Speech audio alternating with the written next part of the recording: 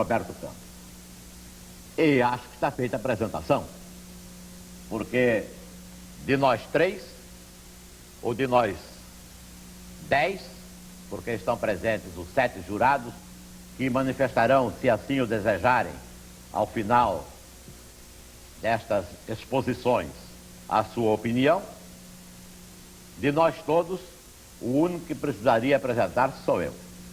Dito Roberto Campos e dito Luiz Carlos Prestes, não é preciso dizer mais coisa alguma. A minha presença se explica por uma única razão. Um velho advogado criminal, fazendo agora 48 anos de exercício profissional, ex-deputado pelo estado da Guanabara, cassado em 1969, em 79 nomeado juiz da terceira Câmara Criminal do Tribunal Criminal de Alçada deste estado e aposentado no ano passado por força de dispositivo constitucional que impede que quem tem mais de 70 anos continue a prestar serviços oficiais ao governo.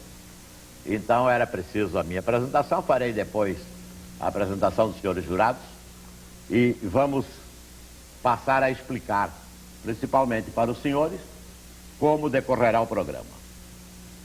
Anotando que é inacreditável, seria inacreditável há um ano atrás, que este programa pudesse ser realizado em qualquer televisão do país. Luiz Carlos Prestes e Roberto Campos falando sobre esses temas. Há um ano atrás não seria possível. Hoje dá-se esse milagre com o milagre da nova república, dá-se este a que os senhores vão assistir. Não só o fato, como o fato de que tudo isto se passa numa televisão oficial. No programa, os oradores, os expositores, os debatedores, palavra que não está no dicionário, mas que está absolutamente certa, debatedor é aquele que debate, terão neste programa, pelo menos, 12 minutos, cada um, por 3 vezes. 12 minutos alternadamente. Primeiro falará o ex-senador Luiz Carlos Prestes, durante 12 minutos. Depois, durante 12 minutos, o senador Roberto Campos.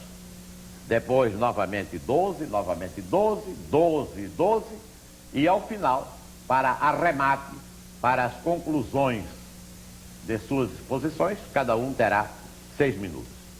Depois disso, os jurados, neste caso, não serão chamados a fazer um julgamento se votam no comunismo ou se votam no capitalismo. Não, mas serão convidados, se assim o desejarem, a manifestar a sua opinião sobre os temas expostos. Dito isto, vamos iniciar dando a palavra ao eminente cidadão Luiz Carlos Prestes. Senhor presidente, senhor senador Roberto Campos, aos jurados e aos senhores telespectadores. Eu fui surpreendido com a orientação dessa reunião e de um debate entre socialismo e capitalismo. Solicitei da TV educativa uma informação sobre o que seria essa sessão, essa reunião, porque não pretendia de forma alguma defender uma tese, uma opinião, com a ilusão de conseguir do senhor senador Roberto Campos que ele mudasse de opinião. Seria uma ingenuidade de minha parte. De maneira que estou tanto ou quanto surpreendido. Naturalmente, não vou propriamente fazer a defesa do socialismo. O socialismo me preocupa a mim, aqui no Brasil. Para defender o socialismo, eu teria que defender as sociedades socialistas já existentes hoje no mundo. Não só na União Soviética, países europeus, asiáticos, inclusive na América Latina.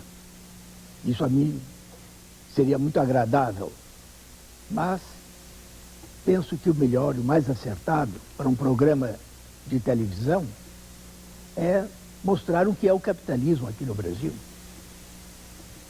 Eu fui educado, ou melhor, nascido no Rio Grande do Sul. Eu fui educado no Rio de Janeiro. E confesso que jamais vi tanta miséria nessa capital. Não são somente os assaltos, é a fome hoje. Famílias inteiras dormindo nas calçadas. O grau de miséria atingido hoje em nosso país, depois desses 21 anos de ditadura e de tirania, é para todos nós terrivelmente doloroso. Hoje existem em nosso país nunca menos de 30 milhões de seres humanos que não comem o indispensável para sobreviver.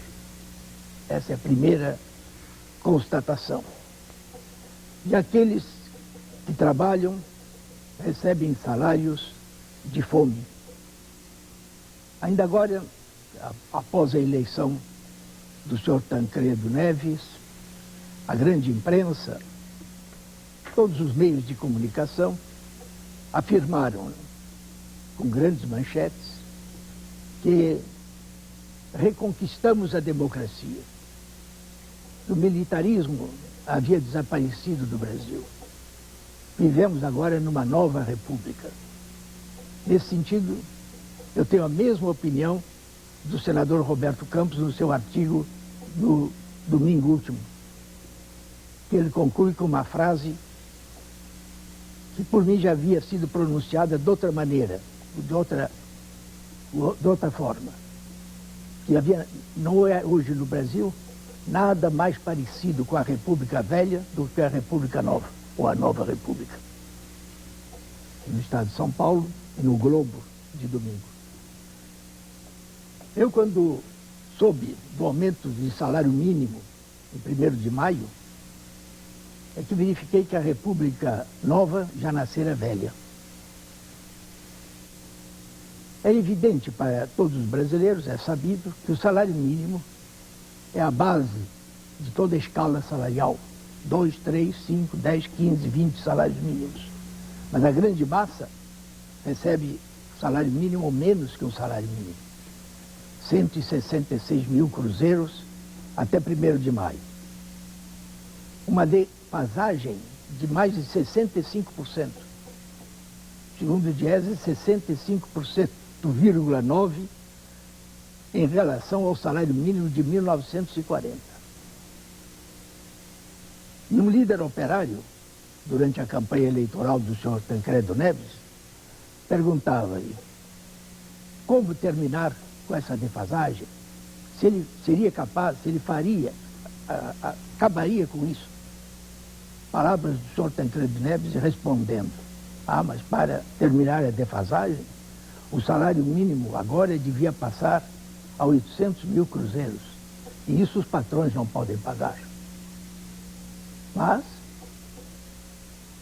o decreto do senhor Sarney elevou o salário mínimo para 334%. Não, já não digo 800, mas nem 500 mil ou 400 mil. E foi diante disso que eu tive a segurança de que a República Nova não se distinguia muito da República Velha. Mantinha a mesma defasagem, porque neste ano, de 1º de maio do ano passado ao 1º de maio deste ano, a inflação já elevaram os preços de muito mais do que de 100%. Os preços todos subiram nesse período. É isso, sem dúvida alguma, esse é o primeiro sintoma do que é a sociedade capitalista aqui em nosso país. A lei da concentração do capital se verifica de uma forma quase que evidente para os mais atrasados, para os mais ignorantes. A lei de Marx, no 7º capítulo do 1º tomo do Capital, nos informa, que à medida que o capitalismo se desenvolve, a riqueza se acumula nas mãos de uma minoria cada vez menor e a miséria para massas cada vez maiores. Hoje já não é apenas a classe operária que sofre com essa concentração do capital, são as camadas médias, com esse aumento absurdo dos aluguéis de casa. Ainda agora, os sócios, os associados ao Banco Nacional de Habitação estão cientes de que este ano os contratos de aluguel de casa que findaram no próximo mês de julho terão um aumento de 242,6%. E muitos não podem, de forma, a maioria, não está em condições absolutamente de pagar contratos, aluguéis de casa com aumentos dessa proporção. A pequena burguesia hoje, as famílias pequeno-burguesas, estão abandonando os lares para viverem 2, 3, 4 famílias juntas, porque não podem, cada uma delas, isoladamente, pagar o aluguel de casa. A distribuição da renda em nosso país também é uma das mais injustas, talvez, no mundo inteiro. Confirmando justamente a lei da concentração do capital de Marx. Se tomamos os recenseamentos de 60, 70 e 80 e examinamos a parcela da renda que recebem aqueles que representam os 10% mais ricos em nosso país, teremos uma curva ascendente, em que a apropriação da renda por esses 10% é cada dia maior. É de recenseamento em recenseamento, aumenta. Alguns dados assim de memória, que eu não posso dar com exatidão, de 12% da renda nacional, os 10% mais ricos hoje absorvem muito mais. Dados que eu conheço, eu posso afirmar simplesmente 20%. Embora o senhor Hélio Jaguaribe, em livros, em artigos, diga que eles já absorvem mais de 50% da renda. Enquanto que os 50% mais pobres, se examinarmos a parcela da renda que recebem, 50% mais pobres, não os 10%, os 10% são os mais ricos. Os 50% dos mais pobres recebem apenas ou participam da renda nacional segundo uma linha descendente, de 18%, hoje já chegam de 80%, da recenseamento de 80%, a 11%. Quer dizer, essa é a realidade do desenvolvimento do capitalismo em nosso país. Devo observar o ilustre orador que ainda lhe restam 2 minutos nesta fase. De maneira que isso é que mostra a realidade do capitalismo brasileiro. Além disso, uma série de grandes problemas que enfrentamos há muitos anos e que aí até hoje não estão resolvidos. Porque o capitalismo distribui o dinheiro do povo de uma maneira bastante estranha. Não há dinheiro para resolver os problemas mais importantes da nação, como o problema da terra, o problema da instrução pública, o problema da saúde pública,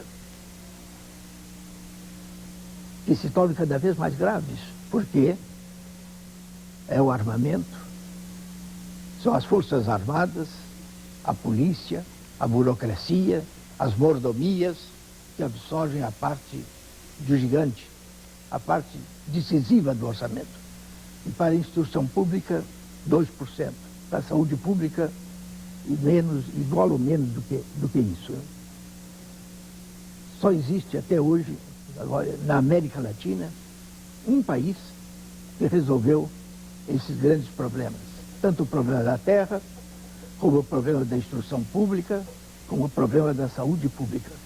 Cito da saúde pública porque é aquele por qual eu posso dar um número, confirmado ainda há poucos dias pelo economista Betting, que veio de Cuba, é que em Cuba a mortalidade infantil já está reduzida a 15 Em 1000 crianças que nascem vivas, apenas 15 morrem antes de completar o primeiro ano de vida. O tempo do Vossa Excelência está esgotado nesta fase. Enquanto que aqui no Brasil, na capital de São Paulo, é de cerca de 100%. Muito obrigado. Eu passo a palavra agora ao ilustre senador Roberto Campos, por 12 minutos, permitindo-me Sua Excelência que aos 10 eu lhe chame a atenção para seu benefício.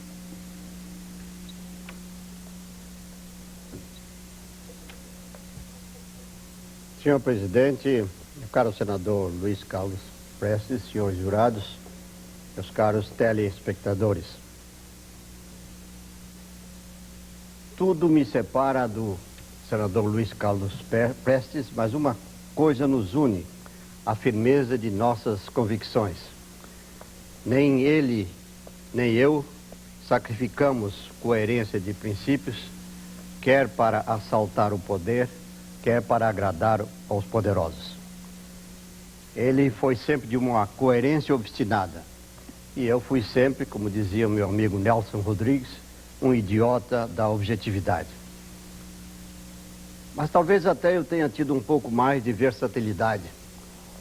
Em minha juventude também fui socialista. Acreditava no poder do Estado para reformar o mundo, se não criá-lo de novo. E cheguei mesmo, em vista do meu ímpeto nas Nações Unidas, ímpeto crítico contra as nações líderes, cheguei a ser chamado pelo ilustre ministro Oswaldo Aranha de comunista. Verifiquei logo, entretanto, que é uma ilusão pensar que o socialismo reforma o mundo, torna apenas o mundo mais autoritário. O mercado tem mais informações do que o governo, erra menos do que o governo e se autocorrige mais. E além disso, o mercado é uma verdadeira forma de democracia econômica, equivalente ao voto da vida política. Na realidade, o mercado é uma democracia permanente, em que cada cidadão vota diariamente, quando na vida política ele vota raramente. Por isso passei a acreditar nos valores liberais associados à ideia do capitalismo, que é um nome que gera confusões. Quando se fala em capitalismo, habitualmente se tem a impressão de que se está acentuando a predominância da remuneração do capitalista. Ora, a história da evolução ocidental revela que o que tem realmente crescido como participação na renda nacional é a renda dos assalariados. Se tomarmos a grande potência capitalista dos Estados Unidos, tomemos um ano como 1940, os salários representavam 63% da renda nacional e em 55 já representavam 68%. Já a fatia de remuneração de dividendos, aluguéis e juros havia declinado no mesmo período de 14% para 9%. Não é, portanto, o tamanho das fatias de remuneração que define o capitalismo. É o uso de processos capitalistas de produção. Quer dizer, a utilização de máquinas e de equipamentos através de um processo indireto. Mas, como disse, eu evoluí de uma posição socialista para uma posição de capitalismo liberal. Sem acreditar, e nisso eu concordo com o Luiz Carlos Prestes, que exista realmente um capitalismo no Brasil. Nossa diferença é essa. Ele critica um capitalismo que, a meu ver, não existe no Brasil. No máximo, teremos um embrião de capitalismo. Na realidade, temos um criptosocialismo, um socialismo precoce. De vez que, mesmo pela definição padrão de socialismo, propriedade dos meios de produção, verifica-se que o governo hoje tem uma fatia enorme dos bens de produção. Ele absorve 70% da poupança, restituindo, é verdade, um pouco ao setor privado, mas absorvendo-a em sua maioria. Ele responde por cerca de 60% dos novos investimentos. E a participação do governo no dispêndio público é cerca de metade, do dispêndio nacional é cerca de metade. Nós somos um país apenas nominalmente capitalista. Naquelas áreas onde o capitalismo funcionou um pouco melhor, centro-sul do Brasil, particularmente a região de São Paulo, Paraná para o sul, nós realmente conseguimos um avanço significativo do padrão de vida. Afinal de contas, a renda por habitante em São Paulo é de 4 mil dólares por habitante hoje. Isto é uma renda equivalente à da Espanha. E é 2/3 da renda de uma Itália, que já é um país inserido na civilização industrial. Não se pratica no Brasil o verdadeiro capitalismo privado, pratica-se no Brasil um semicapitalismo de Estado, com a tirania política e a economia, a ineficiência econômica, daí resultam. Mas essa questão de padrão de vida, distribuição de renda, não tem fundamentalmente muito a ver com a escolha do sistema econômico. Há países socialistas profundamente pobres. Tomemos o caso da Ásia e tomemos o mesmo coeficiente racial. Tomemos a raça chinesa, a raça cínica. Comparemos a China continental, que agora, felizmente, está virando um pouco capitalista e, com isto, acelerando seu crescimento e melhorando seu padrão de vida. Tomemos a China continental, os chineses Han da China continental e comparemos-los com os chineses Han de Taiwan. A China continental comunista tem exatamente 1/10 da renda por habitante da China capitalista, que é Taiwan. 1/20 da renda de Singapura, também povoada, em cerca de 70%, por chineses Han, no mesmo estofo cultural. Então, o capitalismo produziu uma renda muito maior. E nem se pode dizer que tenha sido mal distribuída. Na realidade, os coeficientes de distribuição de renda de Taiwan, de Singapura e um pouco abaixo a Coreia, a distribuição de renda é um pouco pior, são comparáveis aos da Suécia. A distância entre a remuneração mais alta, o quarto quartil e o quartil mais baixo é de 4:1, que é uma distribuição de renda perfeitamente aceitável, provavelmente melhor do que a existente na União Soviética, onde grande parte dos privilégios afluem não para o proletariado, porque aquilo nunca foi uma ditadura do proletariado, e sim para a nomenclatura, pois que é uma ditadura do partido com excepcionais privilégios para a nomenclatura. O Brasil tem vastos problemas. Um dos grandes problemas é exatamente não praticar o capitalismo em sua forma ocidental. Pratica um capitalismo de Estado. E que tem feito o Estado, meus senhores? O Estado simplesmente abandonou sua função de provedor social para se tornar um Estado industrial. Quer fazer petroquímica, quer ter fábrica de computadores, mete-se na indústria pesada, sem primeiro indagar se seria melhor e mais eficiente a ação privada nesses campos. E não faz aquilo que só o governo pode fazer, que é curar a malária em Mato Grosso. Eu na campanha tinha medo de fazer campanha no nortão de Mato Grosso, porque às 6 horas da tarde vinham os mosquitos. Agora temos febre amarela, a carência de hospitais, o governo tem investido relativamente pouco em educação sanitária e higiene preventiva. Por quê? Porque o capitalismo impede? Não! O Banco Mundial, que é uma entidade capitalista, vive recomendando que o governo abandone essas aventuras industriais ineficientes e passe a trabalhar naquelas áreas que são áreas governamentais, que não podem ser trabalhadas pela iniciativa privada. Não, meus senhores, os pecados de desigualdade de renda, de ineficiência produtiva do Brasil, não são pecados capitalistas, são violações da posição capitalista, de que o governo se deve concentrar na sua função de provedor industrial. Apenas subsidiariamente ele pode se tornar um agente industrial. Mas, meu caro senador, comparemos zonas de contraste, onde é possível verificar-se a eficiência dos dois sistemas quase que tatilmente e certamente visualmente. Coreia do Sul e Coreia do Norte. Não há comparação em termos de eficiência econômica, de padrão de vida, de bem-estar social, de satisfação social e até mesmo de liberdade política, conquanto Coreia do Sul seja um Estado autoritário, ou é menos do que Coreia do Norte. Claramente é Coreia do Sul, a mesma raça, mais pobre em recursos naturais, porque os recursos naturais estão no Norte, avançou muito mais, a Coreia do Sul avançou muito mais do que a Coreia do Norte. É hoje um país que exporta mais que o Brasil. E que, partindo de um nível de renda miserável, em breve se ombreará com o Brasil. Enquanto Taiwan, partindo de um nível de renda muito inferior ao do Brasil, quando eu estive lá em 1964, era uma miserável favela. Hoje tem 3 mil dólares por habitante, 30% a mais do que o Brasil, coisa que parecia incrível. Comparemos a Alemanha Ocidental e a Alemanha Oriental. Um socialista, outro capitalista. Quem é que está financiando a Alemanha Oriental? É a Alemanha Ocidental. Onde há melhores condições de vida? É na Alemanha Ocidental. Para onde querem fugir as pessoas? Para a Alemanha Ocidental. Ninguém foge para a Alemanha Oriental.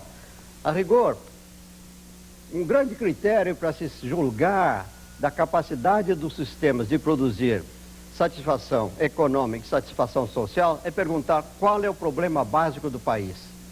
É impedir que os imigrantes venham, entrem no país, ou é impedir que os seus habitantes saiam? Meus senhores, o problema do mundo ocidental, o problema dos Estados Unidos, o problema da França, o problema da Inglaterra é impedir que imigrantes venham, mesmo dos países socialistas. Ao passo que o problema dos países socialistas é precisamente o contrário. Se lá existe satisfação social, se o sistema é satisfatório, por que existe Muro de Berlim? Porque existe o complexo, porque existe o grande aparato policial de fronteiras que impede que os cidadãos saiam um pouco de sua terra para respirar. Meus senhores, é uma total ilusão pensar que o socialismo é capaz de dar satisfação social. Perguntemos a um brasileiro aqui, sofredor e miserável, se ele gostaria de viver no Vietnã, na União Soviética, ou na Romênia, ou na Polônia. Não gostaria, não. Ele ouve falar que na Romênia, que na Polônia, os sindicatos são proibidos. Os sindicatos não podem fazer greves. Os líderes sindicais são botados na cadeia. E se fossem para lá, voltariam logo para sofrer da nossa angústia de proto-capitalistas. Esse malvado capitalismo embrionário de que só nos salvaremos quando deixamos de ter um capitalismo de Estado para termos, afinal, um capitalismo liberal. Esse sim, capaz de prover três coisas: eficiência econômica, satisfação social e, meus caros amigos, liberdade política. O homem é um animal político e a mais antiga e a mais cruel das fomes, talvez maior que a fome física, é a fome de liberdade. Isso é o que se encontra nos regimes capitalistas do Ocidente. Embora a intervenção do senador Roberto Campos seja bastante provocadora de uma resposta sobre o que é o socialismo, eu não pretendo entrar nesse terreno. Eu me preocupo mais com o Brasil. Eu me preocupo mais com a realidade aqui em nosso continente mesmo, porque conheço alguma coisa. Eu não sei o grau de conhecimento que tem o senhor Roberto Campos da situação na União Soviética, da situação na Coreia, né? Eu nunca estive na Coreia, mas eu também não conheço o que se passa na Coreia.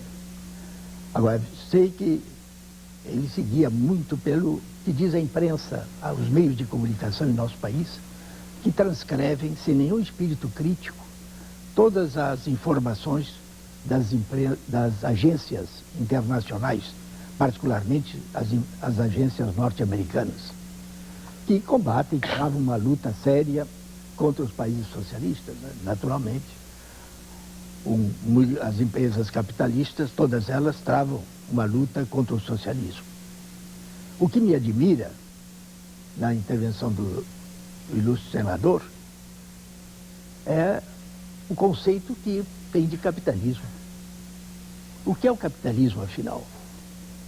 É uma formação econômico-social. Se o Brasil não é um país capitalista, qual é a outra formação econômico-social a que já atingiu? É ainda escravagista? Porque as formações econômico-sociais, na ciência histórica, são o comunismo primitivo, substituído mais tarde pelo escravagismo, o feudalismo, e afinal, chegamos ao capitalismo. E o capitalismo leva inexoravelmente ao socialismo. É uma fatalidade histórica, devido justamente devido à lei da concentração do capital. Que, como eu disse, a miséria das massas é cada vez maior e a riqueza se acumula cada vez mais nas mãos de uma minoria.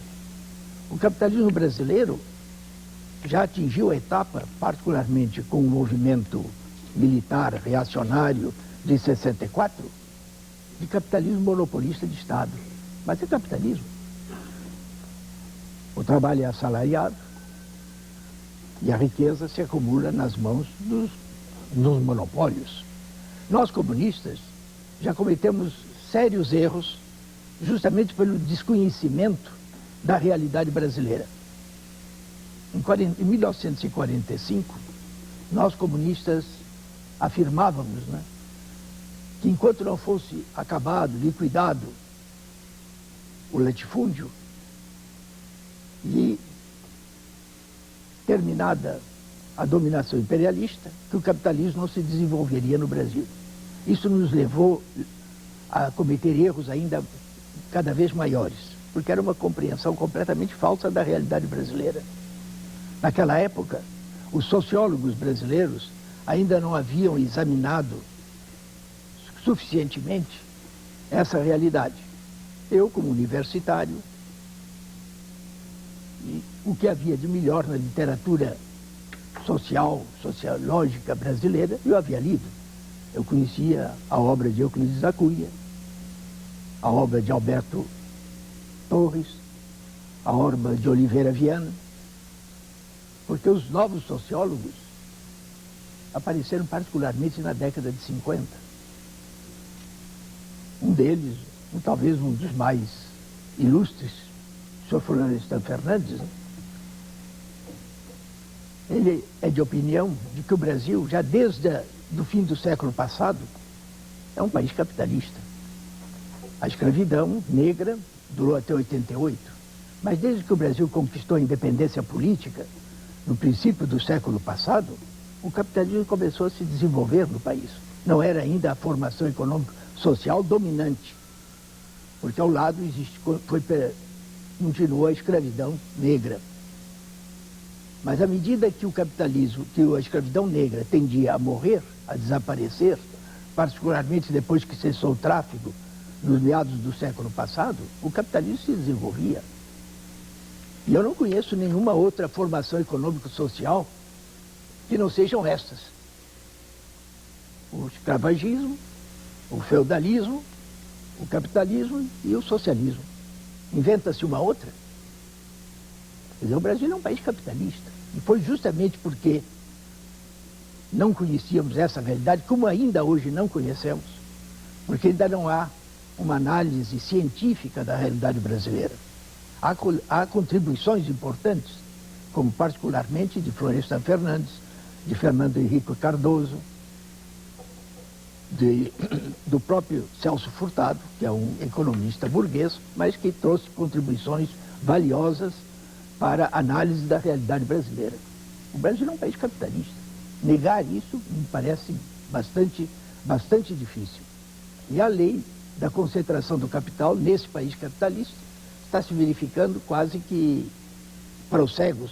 Só não vê que essa lei está se aplicando aqui no Brasil, desde a questão do milagre econômico, né, de 68 a 73, e mesmo posteriormente a isso, com o desenvolvimento relativamente acelerado da economia brasileira.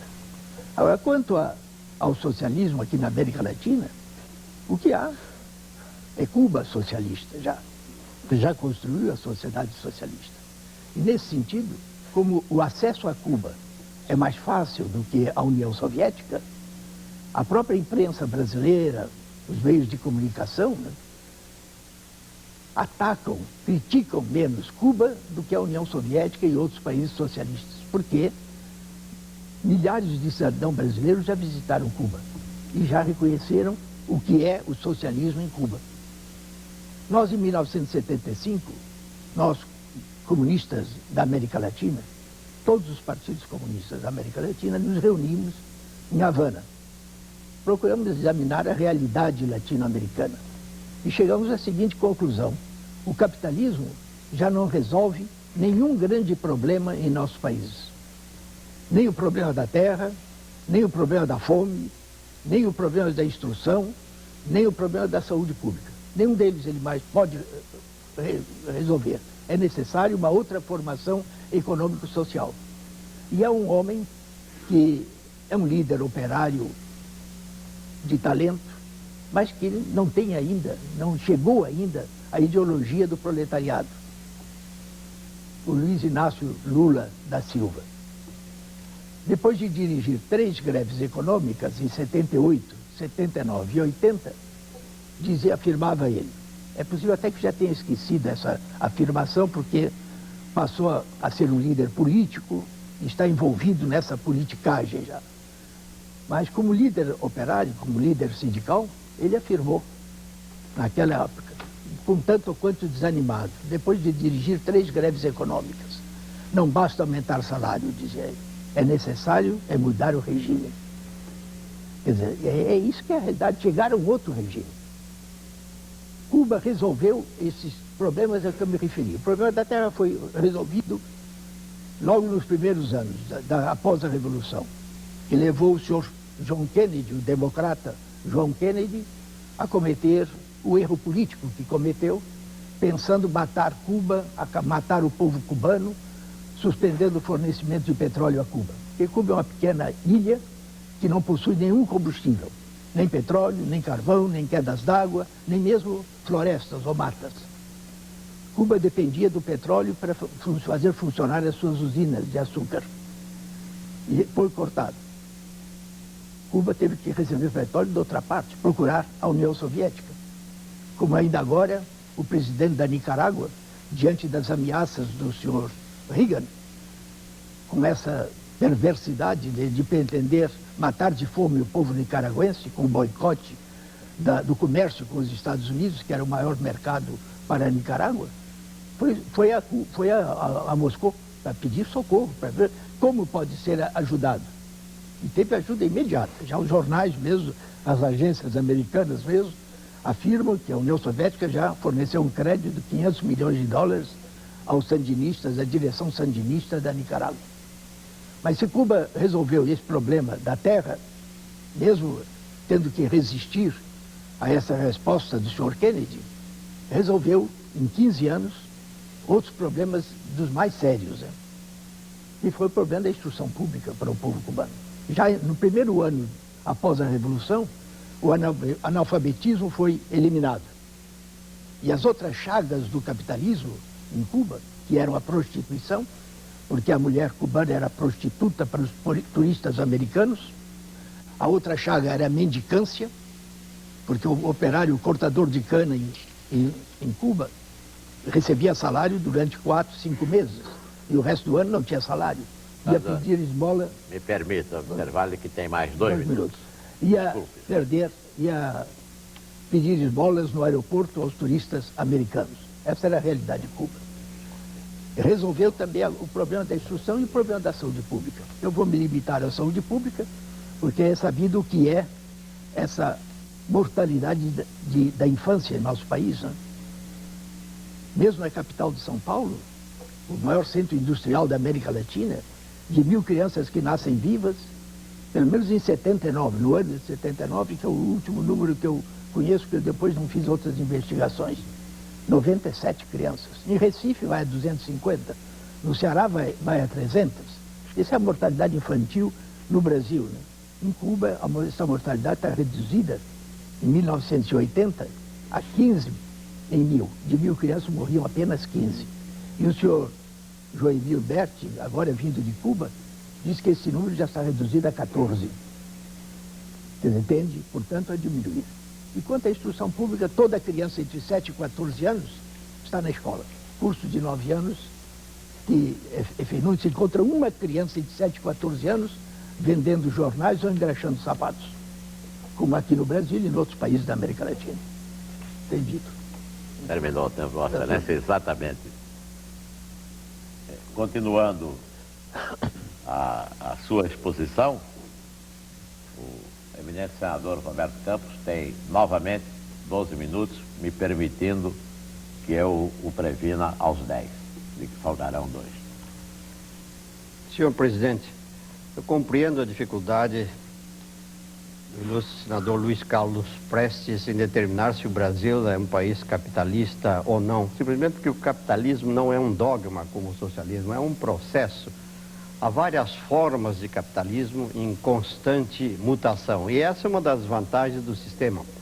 pode absorver enormes variantes, inclusive variantes socialistas.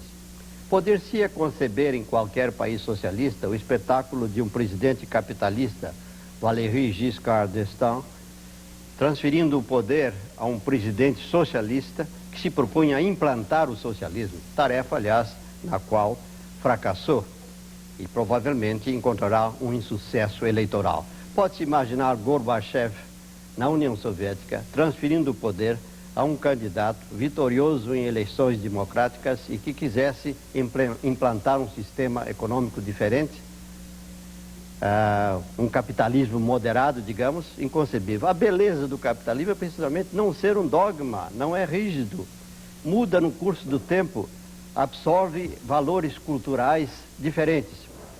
O Brasil será no máximo um protocapitalismo, quer dizer, um capitalismo embrionário. Não chegou a se desenvolver como um país capitalista, exceto em poucas áreas do território nacional, e nessas áreas subiu o padrão de vida, aumentaram a produção e a produtividade, sem dúvida.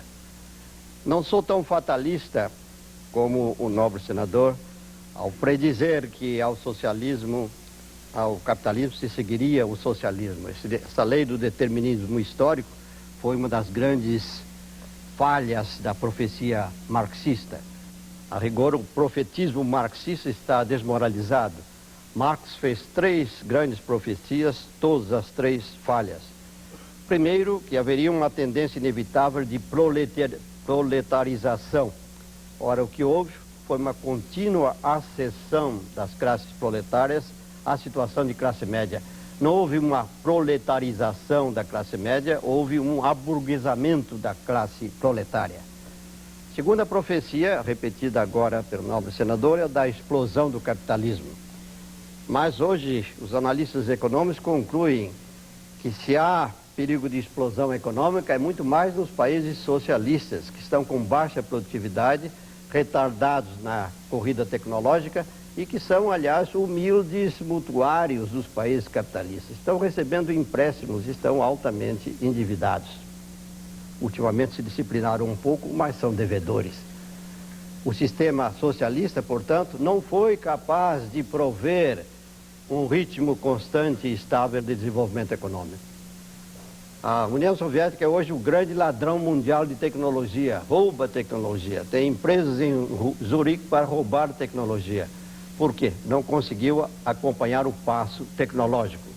A China está agora muito mais realista, entendendo que pode absorver capitais e que o meio estrangeiro, sem prejuízo de sua soberania, e que o meio de acelerar seu desenvolvimento tecnológico é exatamente fazendo associações com empresas capitalistas, como, aliás, o estão fazendo países outros que a União Soviética, a Polônia, a Hungria, a Iugoslávia e assim por diante.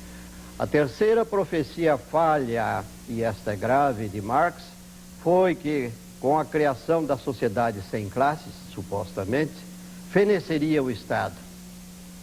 Desaparecido o conflito de classes dos países socialistas, feneceria a mão opressiva do Estado. Meus senhores, nunca o Estado foi tão opressor, tão tirânico, tão despótico como nos países socialistas, que não admitem liberdade de viagem, onde ninguém pode escolher a sua profissão, onde o operário não pode escolher o lugar onde trabalha, onde não pode fazer greve.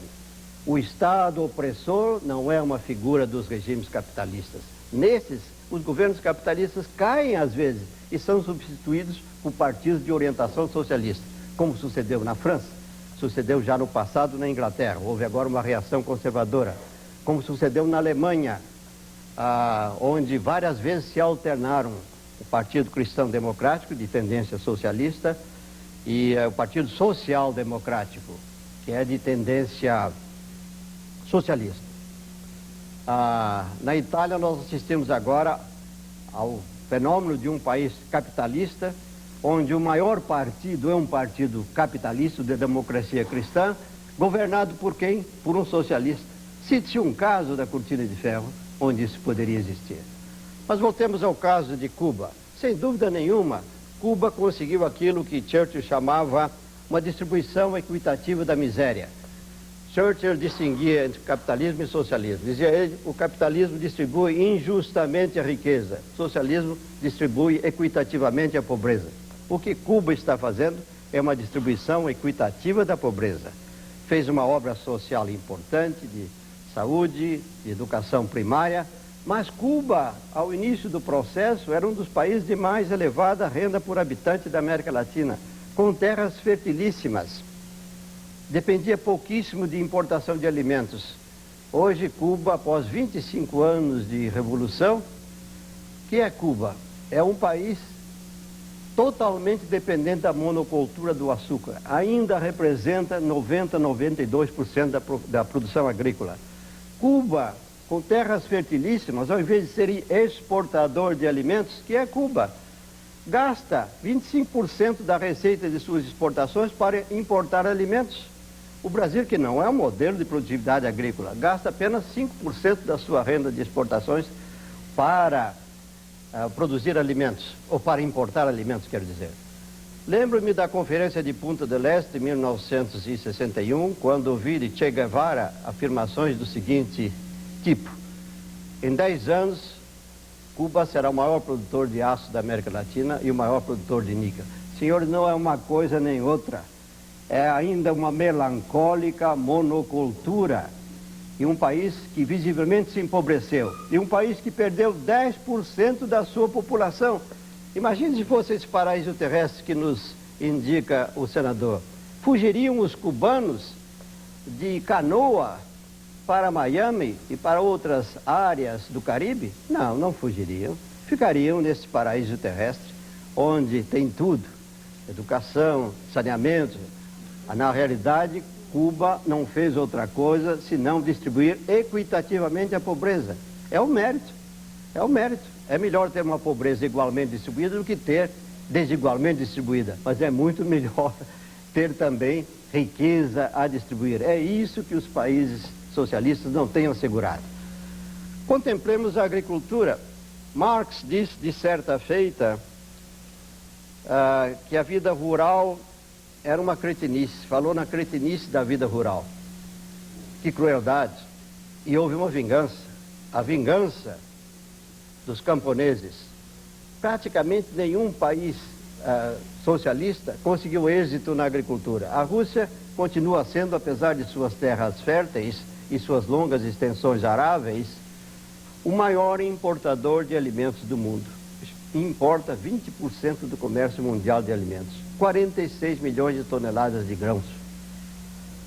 Os países da cortina de ferro que lograram melhorar as condições de vida rural e tornar a agricultura mais atraente foram precisamente aqueles que liberalizaram sua agricultura e que introduziram incentivos de mercado na agricultura. Hungria é um caso, o outro caso é a China, que recentemente conseguiu um enorme surto de produção agrícola, conseguiu resolver o seu crônico problema de fome. Como? Socializando e coletivizando mais a agricultura através das comunas? Ao contrário, abandonando as comunas e permitindo um grau razoável de privatização na agricultura. Privatização disfarçada sob o nome de aluguel de terras. É, na realidade, uma propriedade contrato de propriedade a longo prazo disfarçado sob a denominação de aluguel e com permissão para a venda de boa parte do produto nos mercados livres. Conseguiu conseguiu resolver o seu problema agrícola, mais do que o Brasil o tem conseguido. Consideremos o Vietnã, era um exportador líquido de alimentos, hoje um dos maiores importadores do mundo. Onde está o bem-estar social? Se uma civilização de base inteiramente agrária, muito pouco indústria, não consegue sequer alimentar sua população.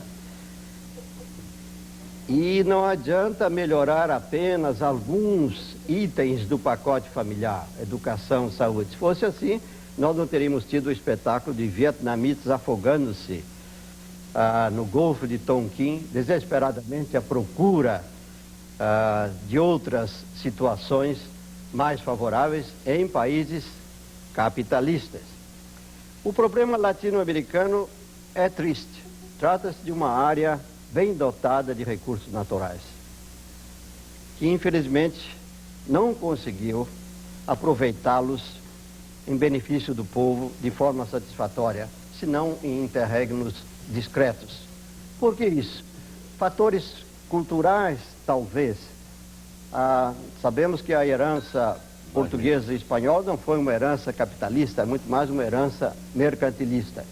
Em segundo lugar, esses países não controlaram o crescimento da população, como fazem, aliás, os países da Cortina de Ferro, como está fazendo a Ásia. Terceiro, esses países se entregaram a sonhos socialistas e coletivizantes, fazendo com que o governo abandonasse suas funções mais básicas de correção da pobreza absoluta para se tornar um ineficiente investidor industrial. Este é o problema da América Latina: insuficiente capitalismo, não excessivo capitalismo. Ora, acabemos com esse romantismo de Cuba. Quem examina a estatística de produção agrícola de Cuba chega à conclusão que foi um grande desastre agrícola e não houve de maneira nenhuma a diversificação que se esperava. Não houve industrialização. Hoje ainda é total a dependência do açúcar importado. E, a rigor, a Cuba é um melancólico cliente da União Soviética, que ele tem que fornecer petróleo abaixo do custo e comprar açúcar acima do custo para manter o país flutuando. Triste, triste, colossal, miserável dependência. Senhores expositores, senhores jurados, senhores telespectadores, nós vamos fazer por hoje